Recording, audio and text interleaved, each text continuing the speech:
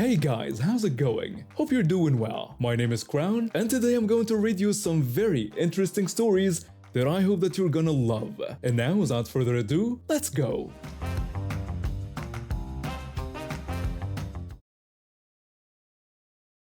My father has been doing food delivery for a few months now to make some extra money. He's been retired from his main job for a while, but he likes staying busy. He delivers for one of those food apps. What's important to know about my dad is that he's not someone you want to mess with. He spent 8 years in the military, and I was actually born on a military base. He's a big guy, probably around 6'2", and he's got that no-nonsense attitude that comes from years of military service. He also has his concealed carry permit and keeps his pistol on his hip wherever he goes.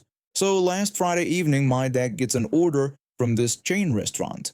He drives over there and sees that there are a few parking spots right up front that are clearly marked for delivery drivers. Well, there's only one spot left, so he pulls right into it. He's sitting in his car checking the order details on his phone when this woman comes walking up to his driver's side window. She starts knocking on it pretty aggressively.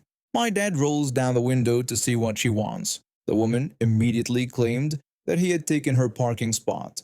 My dad explained that the spot was specifically designated for delivery drivers, and that's exactly what he was doing there. She didn't care about the sign and said that she had been heading for that same spot when he cut her off. My father told her again that this spot was reserved for people like him who were picking up food orders and that she could park anywhere else in the lot.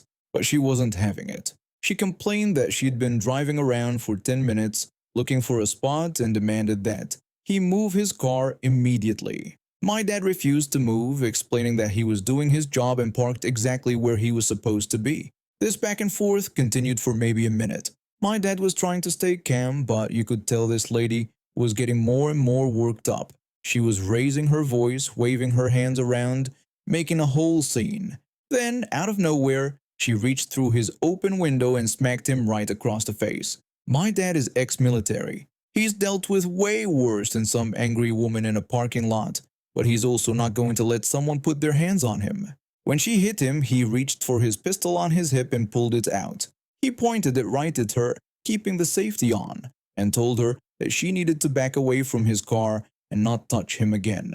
Instead of walking away like any reasonable person would do, this woman absolutely lost her mind. She started screaming at the top of her lungs, jumping up and down, making this huge scene. She pulls out her phone and calls the police while she's having her meltdown. She yelled into the phone about how there was a man with a gun in the parking lot who was threatening her. Then she positioned herself directly behind his car so he couldn't back out. She was blocking him in while screaming about how he threatened her with a weapon. People started coming out of the restaurant to see what all the commotion was about. My dad just sat there, put his gun back in his holster, and waited for the cops to show up. The police arrived maybe 5 minutes later. 2 officers separated them and started getting their stories. My dad explained exactly what happened, that he was parked in a designated delivery spot, that she assaulted him first, and that he only drew his weapon in self-defense after she struck him. He showed them his concealed carry permit, proved that his gun was properly registered, and explained that he never took the safety off or made any verbal threats. The officers talked to some of the witnesses who saw the whole thing happen. Several people saw her hit him first and heard her screaming about the parking spot. The cops came back over to my dad and told him that everything checked out on his end. His permit was valid, his weapon was legal, and witnesses confirmed she struck him first. They asked if he wanted to press charges for assault. My dad said absolutely yes. So they arrested her right there in the parking lot. She was still screaming and carrying on about how unfair it all was when they were putting her in the back of the police car. The whole time she was yelling about how she just wanted a parking spot and that my dad was the one who started everything. This all happened on a Friday evening. Since it was a weekend, she had to sit in jail until Monday morning before she could see a judge or post bail. 3 whole days in lockup because she couldn't handle being wrong about a parking spot. My dad got his food order and went about his evening like nothing happened. When he told me the story later, he just shook his head and said some people never learned how to act right in public. All that drama, all that screaming, a weekend in jail, and assault charges over a parking spot that wasn't even hers to begin with. One of my close friends and co-workers came to me in February with a heartbreaking problem. She had 4 dogs, and while she loved them all, she felt terrible because one of them wasn't getting the attention she deserved. With 3 other dogs competing for her time, this sweet girl was getting overlooked. My friend asked if I'd be interested in buying her. I'd always wanted a dog, but I didn't want to rush into anything. I suggested spending time with her first to make sure we'd be a good match. For 2 whole months, from February through April, I visited almost every single day. I'd take her for walks, play with her, and just sit with her. Each day, I fell more in love with this amazing dog. To show I was serious, I started making monthly payments of $100 toward her purchase. By June, I'd saved enough and officially brought her home. The moment she walked through my front door, it was like she'd always belonged there. My family adored her instantly, and even my other pets welcomed her with open paws. Life was perfect until November rolled around. That's when my landlord decided to drop by for a surprise inspection. The second he saw my dog, he told me she had to go. "No pets allowed," he said. I was devastated. I scrambled to find a new place that would accept pets, but apartment hunting takes time, and I needed somewhere for her to stay temporarily. That's when I remembered this girl I used to be friends with. We'd drifted apart over the years, but I thought she might help. I called her and explained my situation. She got really excited and said they'd absolutely love to watch her for me. She promised my dog could stay as long as I needed. Her mom got on the phone too and assured me not to worry about anything. She said they'd take great care of my dog until I found a new place. I felt so relieved. I brought my dog over that weekend along with her food, toys, and bed. I made it crystal clear that this was temporary, and they both assured me they understood completely. The first few weeks went smoothly. They texted me twice asking for more food, and I immediately went out to buy it and dropped it off. I kept sending messages asking how she was doing, wanting photos, just missing my furry best friend. But gradually, the responses stopped coming. I started getting worried. When I'd text asking for updates, I'd get nothing back. When I called, they wouldn't answer. Something felt wrong, but I kept telling myself they were just busy. By early December, I'd found a new apartment that allowed pets. I was over the moon and ready to bring my girl home. I sent a message to both of them telling them the great news about finding a place and that I was all moved in. I said I'd be over that night to pick her up and thank them for everything. That's when everything went completely sideways. My phone started blowing up with messages from Karen. She called me selfish and said her daughter loved that dog now. She accused me of abandoning my dog at their house and said I couldn't just come back and take her away. I texted back asking what she was talking about and reminded her that I never abandoned my dog. I explained this was always temporary until I found a new place. She fired back saying I was a terrible pet owner. Then she threatened that if I showed up at her house, she'd call the police and have me arrested for animal neglect. I tried calling, but she wouldn't pick up. I was panicking, thinking about my dog and wondering if she was okay. Instead of arguing with Karen, I decided to get help. I contacted my friend who had originally owned the dog, and we met up the next morning. She gave me all the vet records showing the transfer of ownership, and we got a notarized statement proving the dog was legally mine. Then we went straight to the police station with screenshots of all Karen's messages refusing to return my property. The officer looked over everything and shook his head. He said it was pretty clear-cut theft and suggested we go get my dog back. When we pulled up to Karen's house, I could hear barking from inside. My heart jumped with relief knowing my dog was still alive and okay. The officer and I walked up to the front door. The second Karen opened it and saw the police officer standing next to me. Her face turned red. But instead of being embarrassed, she got even angrier. She started yelling that I was trying to steal their dog. She claimed I had abused this poor animal and dumped her on their doorstep. She insisted they never even wanted her. The officer told her he needed her to return the dog because we had legal documentation proving ownership. That's when I heard scrambling from inside the house, and suddenly my dog came barreling toward the door. The moment she saw me, she pushed right past Karen and jumped into my arms, her whole body wiggling with excitement. Her tail was going crazy, and she was covering my face with kisses. It was like she was saying she was so happy. I finally came back for her. Karen was still ranting and raving, but the officer had seen enough. The way my dog reacted to me made it obvious who she really belonged to. He told Karen to step back because this dog was going home with its rightful owner. I scooped up my girl and headed back to the car while Karen screamed behind us about how unfair everything was. My dog didn't look back once. She just snuggled into my arms like she never wanted to let me go again. We went straight to our new apartment, and she immediately made herself at home. She remembered where I kept her food bowl, found her favorite sunny spot by the window, and curled up on the couch like she'd never left. But the story doesn't end there. A few days later, I got a call from the police officer. He wanted to let me know that they'd charged Karen with theft and that she'd be appearing in court next month. Karen ended up spending 3 days in jail and had to pay a hefty fine. The judge also issued a restraining order requiring her to stay at least 500 feet away from me and my home. But during the whole legal process, it came out that Karen's husband had hit their daughter during one of their fights about the dog situation.